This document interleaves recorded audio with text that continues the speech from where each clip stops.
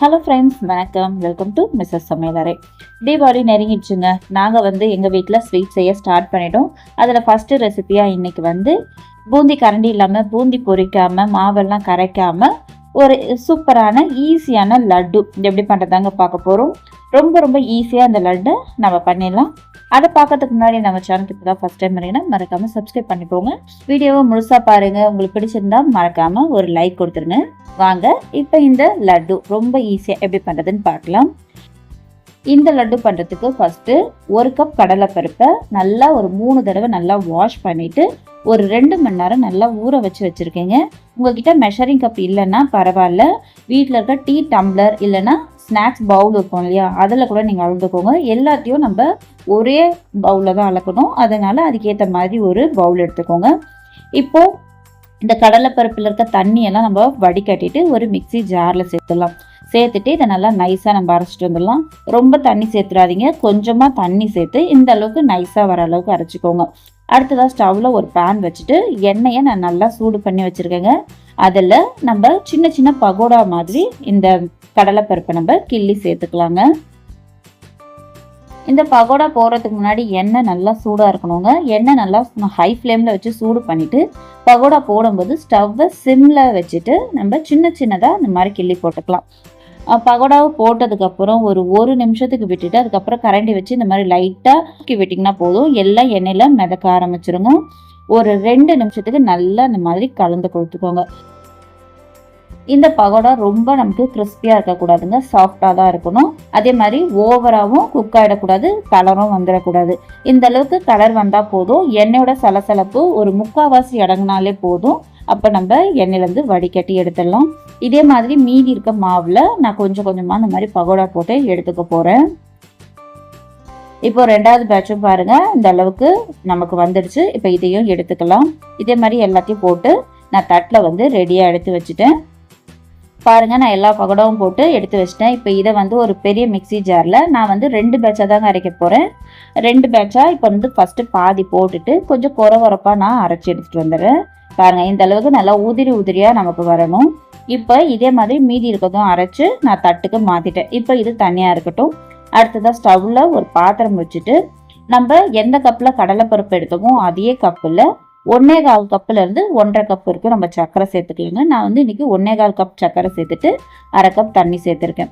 கூடவே 1/4 டீஸ்பூன் ஏலக்காய் பவுடரை சேர்த்துக்கலாம். கூடவே ஒரு சிட்டிகை உப்பு சேர்த்துக்கலாங்க. நான் உப்பு போட்ட வீடியோ டெலிட் ஆகிடுச்சு, சாரிங்க. அதனால் நீங்கள் உப்பு சேர்த்துக்கிட்டு கூடவே 3 டீஸ்பூன் நெய் சேர்த்துக்கோங்க. கண்டிப்பாக இதில் நெய் சேர்க்கணுங்க, அப்போ தான் நமக்கு அந்த நல்ல ஒரு லட்டோட ஃப்ளேவர் கிடைக்கும். இப்போது இந்த நெய் சேர்த்துட்டு இது லைட்டாக அந்த மாதிரி கொதி வரும்போது ஃபுட் கலர் சேர்த்துக்கலாம். நான் ஆரஞ்சு ஃபுட் கலர் சேர்த்துருக்கேங்க. சேர்த்துட்டு இது நல்லா கொதிக்கட்டும். நமக்கு சர்க்கரை நல்லா கரைஞ்சி ஒரு கம்பி பதம் வரணும், அது வரைக்கும் நல்லா கொதிச்சு வரட்டும். சர்க்கரை நல்லா கரைஞ்சி ஒரு 5 நிமிஷத்துக்கு நல்லா கொதிக்குது. இப்போ நம்ம கம்பி பதம் செக் பண்ணிக்கலாம்.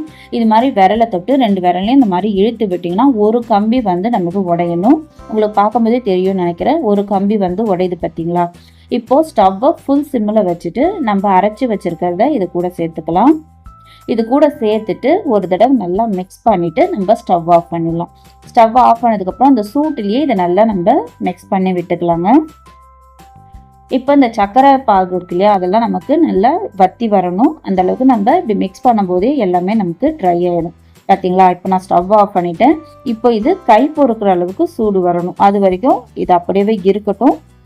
நமக்கு ரொம்ப ஆறிடக்கூடாதுங்க, லைட்டாக வெதுன்னு இருக்கணும்.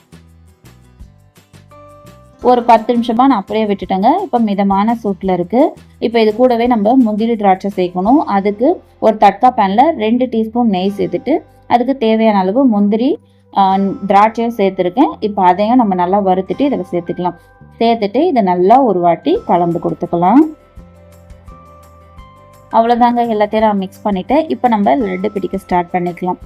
உங்களுக்கு லட்டு பெருசாக வேணும்னா அதுக்கேற்ற மாதிரி மாவு எடுத்துக்கோங்க. திட்டமான சைஸில் தாங்க நான் பிடிக்க போகிறேன். அதுக்கு ஏற்ற மாதிரி நான் கொஞ்சமாக மாவு எடுத்து கைகளை ரொம்ப அழுத்தக்கூடாதுங்க. லைட்டாக இந்த மாதிரி ப்ரெஸ் பண்ணி உருட்டினீங்கனாலே நமக்கு சூப்பராக லட்டு கிடச்சிரும். பாருங்கள், நான் உருட்டும் போது உங்களுக்கு பார்த்தாலே தெரியும்னு நினைக்கிறேன். அவ்வளோதாங்க, சூப்பராக லட்டு நமக்கு ரெடி ஆகிடுச்சு. இதே மாதிரி நான் இன்னொரு லட்டு உங்களுக்கு நான் பிடிச்சு காமிக்கிறேன். நான் இதே மாதிரி இருக்கிற எல்லா மாவுலையும் நான் லட்டு பிடிச்சு எடுத்து வச்சிடுறேங்க. வச்சுட்டு நான் உங்ககிட்ட காமிக்கிறேன். அவ்வளோதாங்க, நான் எல்லா லட்டையும் பிடிச்சிட்டேன். எனக்கு வந்து ஒரு தட்டு நிறைய லட்டு வந்து சூப்பராக கிடச்சிடுச்சு. இதை சாப்பிட்டு பார்க்கும்போது டேஸ்ட்டுமே ரொம்ப ரொம்ப சூப்பராக இருந்துச்சுங்க. நீங்களும் இதே அளவுகளை இதே மாதிரி ட்ரை பண்ணி பாருங்கள். ட்ரை பண்ணி பார்த்துட்டு கண்டிப்பாக உங்களோட ஃபீட்பேக்கை எனக்கு சொல்லுங்கள். நம்ம சேனலில் இருக்க வீடியோஸ்லாம் பாருங்கள். பார்த்துருந்து உங்களுக்கு பிடிச்சிருந்தா மறக்காமல் சப்ஸ்கிரைப் பண்ணிக்கோங்க. கூட வர பெல் பட்டனையும் கிளிக் பண்ணிக்கோங்க. அதே மாதிரி வீடியோக்கு ஒரு லைக் கொடுத்துருங்க. இது மாதிரியான வீடியோஸ் உங்கள் ஃப்ரெண்ட்ஸ் அண்ட் ஃபேமிலிக்கு யாருக்குன்னா பிடிச்சிருந்தா மறக்காமல் ஷேர் பண்ணிவிடுங்க. தேங்க்ஸ் ஃபார் வாட்சிங்.